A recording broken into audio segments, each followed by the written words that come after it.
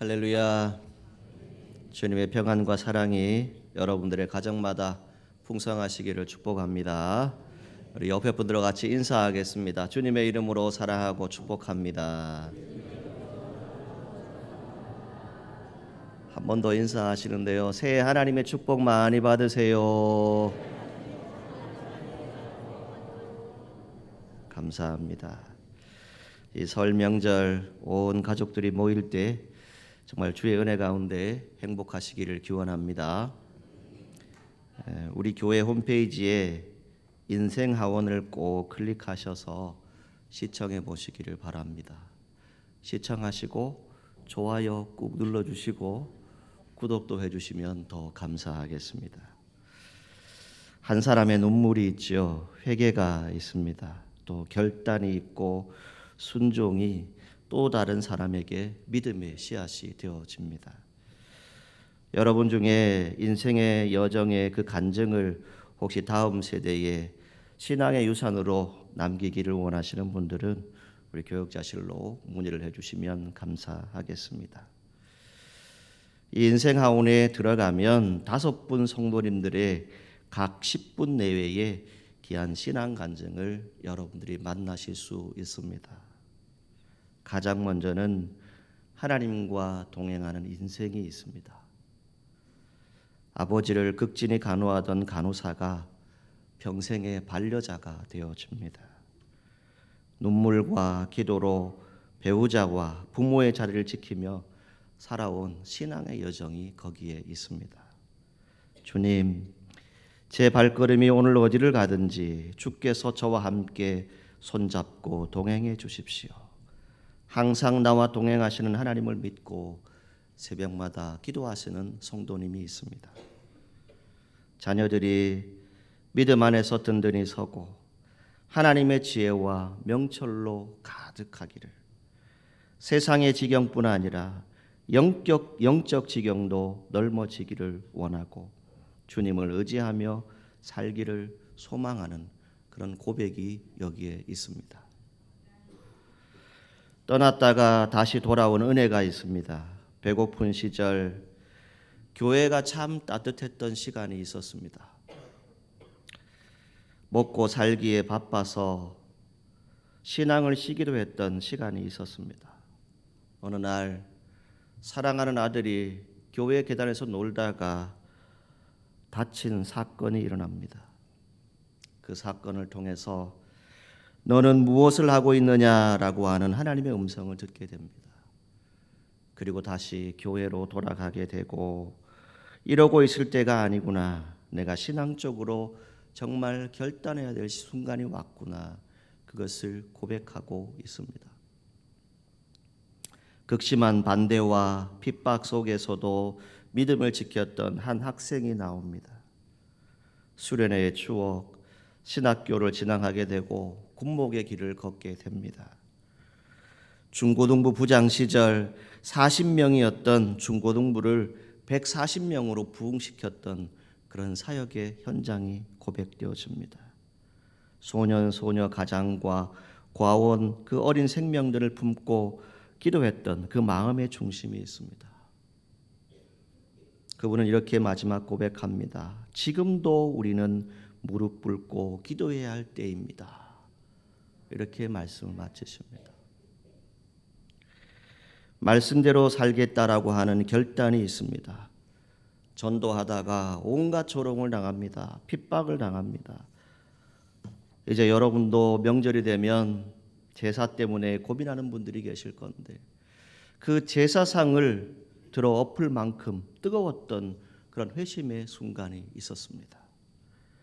세례를 받기 위해 기도하던 중에 예수님의 발을 보는 환상을 보게 됩니다. 그때 대성통곡을 합니다. 아, 정말 예수님이 나를 위해 돌아가셨구나, 이 고백을 하게 되지요. 닭장사라고 얘기하는데 아마 치킨 가게를 말씀하시는 것 같아요. 그 가게를 운영하다 보니 타협해야 될 일도 있고 세상의 유혹도 많은데 성경대로 살기로 결단했으니 그것도 다 내려놓고 기도할 때마다 올바른 신앙을 지키려고 하는 그런 다짐을 하게 되었다라고 하는 고백이 있습니다. 때로는 말씀 한 구절이 그분들의 인생을 바꾸어 놓습니다. 여러분 아주 어릴 적 기억나십니까? 성탄절이 되면 교회에 사탕을 받으러 갔던 기억. 남편의 사업 실패 후에 설교 말씀을 듣고 있는데 마태복음 7장 7절 말씀이 들려옵니다. 구하라, 찾으라, 문을 두드리라. 그 말씀이 새벽기도의 시작이 되었습니다.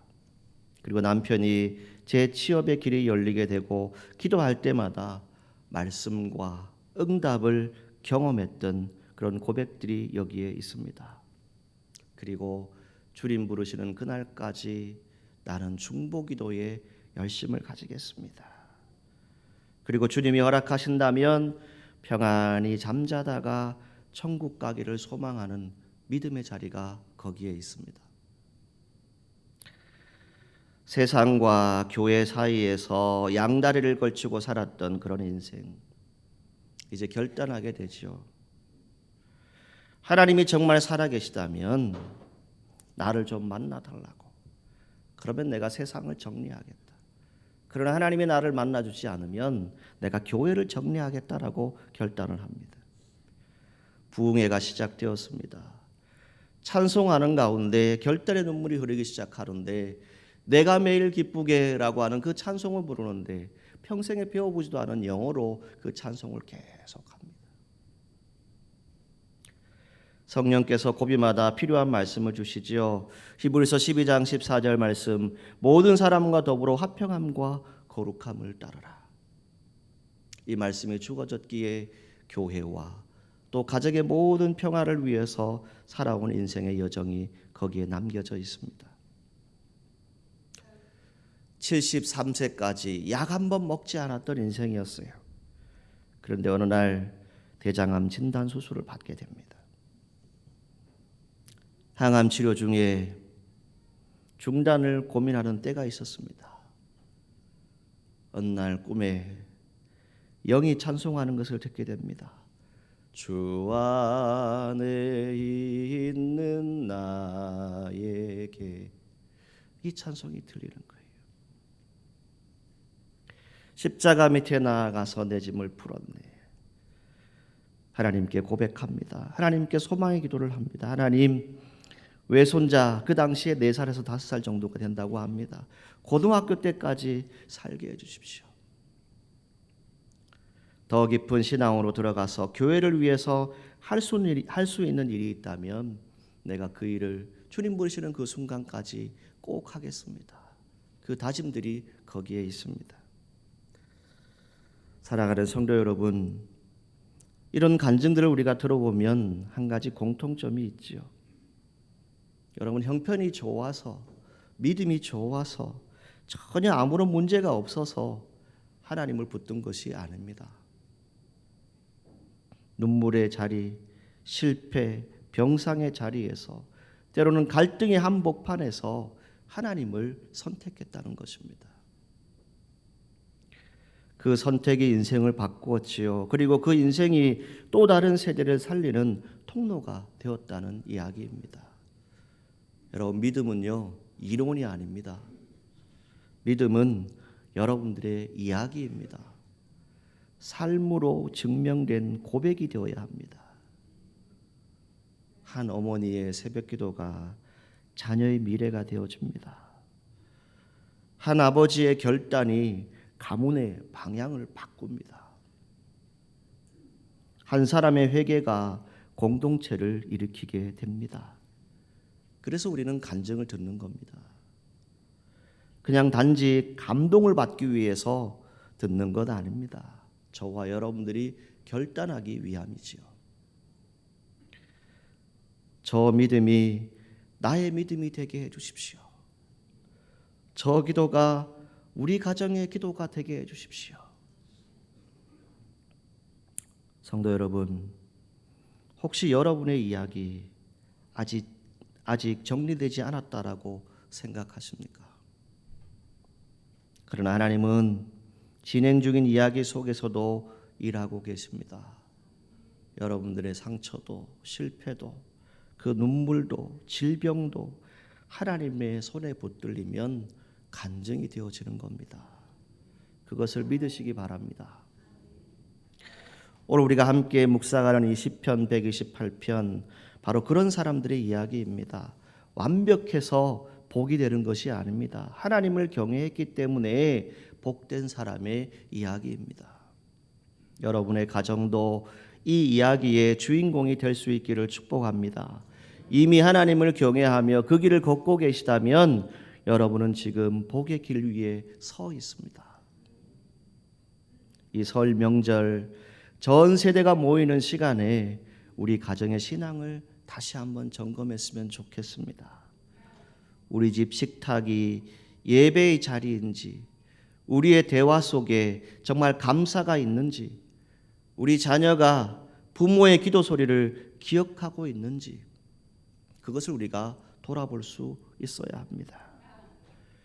오늘 본문을 통해서 하나님의 복을 받는 가정이 되시기를 간절히 소망합니다. 이 시는 복이 있도다라고 하는 선언으로 시작되어지죠. 그 첫 번째는 하나님을 경외하는 가정이 복을 받는다라고 말씀합니다. 1절에 여호와를 경외하며 그의 길을 걷는 자마다 복이 있도다라고 선포하죠. 여기서 복의 출발점은 환경이나 조건이 아닙니다. 하나님을 경외하는 태도에 있습니다. 하나님을 경외한다는 것, 그분의 권위 앞에 겸손히 엎드릴 수 있는 사람입니다. 그분을 내 삶의 주인으로 인정하는 거룩한 두려움이고 그 하나님 말씀에 순종하고 살아가는 삶의 자세를 의미하는 것입니다. 그의 길을 걷는 삶, 하나님을 경외하는 마음은 반드시 순종이라고 하는 발걸음으로 나타나게 될 것입니다. 내 생각, 세상의 유행이 아닙니다. 하나님의 말씀을 삶의 기준으로 삼고 묵묵히 그 길을 따라가는 가정, 그 가정이 복이 있는 줄 믿습니다. 부모의 말 한마디, 선택 하나가 자녀에게 신앙교육이 되어집니다. 부모가 예배를 소중히 여기면 자녀도 예배를 소중히 여기게 됩니다. 부모가 기도하면 자녀도 기도를 배우게 됩니다. 오늘날 가정의 위기, 여러분 가운데 경제적인 또 그 외에 여러 가지 어려움들이 있겠지요. 그런 문제들이 분명히 있을 겁니다. 그러나 무엇보다 영적 문제에서부터 시작이 되어집니다. 예배가 사라질 때 갈등이 깊어지기 시작합니다. 기도가 사라질 때 관계가 메말라가고 마음의 완악함이 찾아올 수도 있습니다. 교만이 찾아올 수도 있어요. 그래서 우리는 우리 가정의 형통을 위해서 먼저 하나님을 경외하는 그런 믿음을 회복할 수 있기를 간절히 소망합니다. 가정이 복을 받기 위해서는 먼저 가정의 중심에 하나님이 살아계셔야 합니다. 부모가 하나님을 경외하면 그 믿음은 자연스럽게 자녀에게 흘러가게 됩니다. 부부가 함께 하나님을 예배하고 하나님의 말씀을 삶의 기준으로 삼을 때 그 가정은 당연히 든든히 하나님께서 세워주실 것입니다. 세상을 기준으로 보면 부족해 보일 수 있습니다. 그러나 하나님을 경외하는 가정은 이미 복된 가정입니다. 그러므로 우리는 가정의 형통을 구하기 전에 먼저 하나님을 경외하는 믿음으로 다시 설 수 있도록 우리의 가정이 온전히 하나님을 경외하는 복된 가정이 될 수 있도록 기도하시는 저와 여러분들이 되기를 간절히 소망합니다. 두 번째, 하나님의 복을 받는 가정, 어떤 가정일까요? 그들의 삶에 복이 따르게 됩니다. 형통함이 따르게 되죠. 2절에 말씀합니다. 내가 내 손이 수고한 대로 먹을 것이라 내가 복되고 형통하리로다. 어떤 말씀입니까? 하나님을 경외하는 자의 삶, 정직한 열매가 있다는 뜻이죠. 하나님을 경외함으로 성실하게 수고하는 것을 말합니다. 정직한 노동을 하고 정직한 땀을 흘리는 겁니다. 그 수고를 통해서 하나님의 아름다운 열매를 먹게 하신다. 그것을 말씀해 줍니다. 또 3절에 가정의 모습을 묘사하고 있는데 내 집 안방에 있는 내 아내는 결실한 포도나무 같으며 내 식탁에 둘러앉은 자식들은 어린 감람나무 같으리로다. 아멘. 이렇게 말씀합니다. 포도나무는요, 기쁨과 풍성함을 상징합니다. 감람나무는 생명력과 지속성을 상징합니다. 즉 하나님을 경외하는 가정에는 기쁨이 있고 생명이 있고 미래가 있다는 말씀입니다. 복은 성공하는 것이 복이 아닙니다. 관계의 회복이라고 말씀드리고 싶습니다. 오늘 장로님도 기도하셨지요. 그저 한 가정의 식탁에서 우리가 함께 기도하는 내용은 뭡니까? 이 설 명절 여러분들의 마음속에 미워하는 마음들이 아직도 있습니까? 그 미워하는 마음들이 다 풀려지기를 축복합니다. 그리고 상처가 용서로 바뀌게 되고 서로 침묵했던 대화가 이제 은혜로 바뀌게 되는 그런 복이 여러분의 가정에 함께 하시기를 주님의 이름으로 축복합니다. 식탁은요, 단순히 밥을 먹는 자리가 아닙니다. 마음이 오가는 자리지요. 대화가 있고 웃음이 있고 때로는 눈물이 있는 자리입니다. 각자의 삶에서 조화를 이루는 평화가 있는 자리가 바로 이 둘러앉은 식탁의 자리입니다. 사랑하는 성도 여러분, 여러분의 갈등, 아픔, 눈물 있겠지요. 그러나 그럼에도 불구하고 우리가 기억해야 될 것은 하나님을 경외하는 자리, 하나님의 복을 받는 자리는 어떤 자리일까요? 이 설 명절에 여러분들의 가정에 회복의 은혜, 하나님의 치유하심의 은혜가 있기를 주님의 이름으로 축복합니다. 세 번째, 이 하나님의 복을 받는 가정, 어떤 복이 이루어집니까? 그 복이 당대로 끝나는 것이 아니라 다음 세대, 내 자녀와 후손들에게 이어질 것이다. 그것을 말씀해 줍니다. 4절과 6절에 보면 여호와를 경외하는 자는 이같이 복을 얻으리로다. 그리고 다시 한번 강조합니다. 내 자식의 자식을 볼지어다. 이스라엘에게 평강이 있을지어다. 여러분, 복은 한 세대에서 끝나지 않습니다. 다음 세대로 이어진다라고 하는 것이 성경 말씀의 약속입니다. 하나님의 말씀이죠. 하나님을 경외하는 가정, 믿음의 유산을 남기게 됩니다. 물질은요, 언제든지 사라질 수 있습니다. 그러나 믿음은 세대를 넘어서 전해지게 됩니다. 부모의 기도와 눈물, 예배의 자리, 말씀을 붙들고 살았던 삶의 모습, 자녀들의 마음에 깊이 새겨집니다. 사랑하는 여러분, 부모 세대가 세상을 떠난 뒤에 여러분들의 자녀가 여러분들을 떠올릴 때 무엇을 기억하겠습니까? 우리 부모님은 기도하시는 분이셨다. 어려움 속에서도 예배를 놓지 않으셨다. 이런 기억이 바로 믿음의 유산일 것입니다. 저는 작년에 아버지를 하늘나라에 보내드렸습니다. 저희 아버지가 남겨놓은 유산은 거의 없습니다. 저희 자녀들에게 주신 것은 남손교회 회장하면서 받은 배지, 아동부 연합회 하면서 받은 배지, 총회 가셔서 총대로 받았던 배지, 교회에서 20년 그 모든 시간 지났을 때 올로 장로님이 되셔서 교회에서 드리는 모든 것도 온전히 하나님께 드리고 하늘나라로 가셨습니다. 아무것도 저에게 유산으로 남겨주신 것이 없습니다.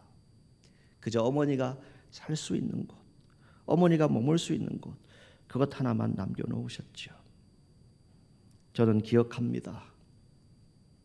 어려움 속에서도 예배를 놓지 않으셨던 아버지의 모습, 늘 기도하셨던 그 모습, 목회 잘해라, 하나님이 함께 하신다, 그 말씀을 늘 기억합니다. 여러분, 무슨 믿음의 유산을 남기기를 원하십니까? 오늘 본문, 이것은 개인의 복으로 시작해서 이스라엘의 평강으로 끝이 납니다. 한 가정의 신앙이 공동체와 나라에까지 영향을 미친다는 그런 뜻이지요. 가정, 신앙의 첫 학교입니다. 교회보다 먼저 배우는 곳이 가정입니다. 사랑을 배우고 용서를 배우고 기도를 배우는 것이 교회가 아니라 여러분들의 가정입니다. 거기가 먼저입니다. 건강한 가정이 많아질 때 교회는 건강해질 것입니다. 그리고 사회는 반드시 건강해질 것입니다.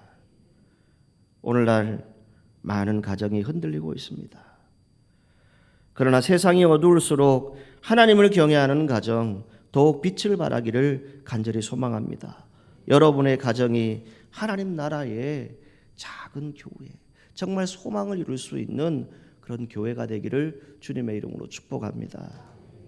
오늘 본문 5절과 6절에 이 복이 공동체와 역사로 확장됨을 보여주고 있지요. 시온에서 주시는 복이 있습니다. 복의 근원 어디입니까?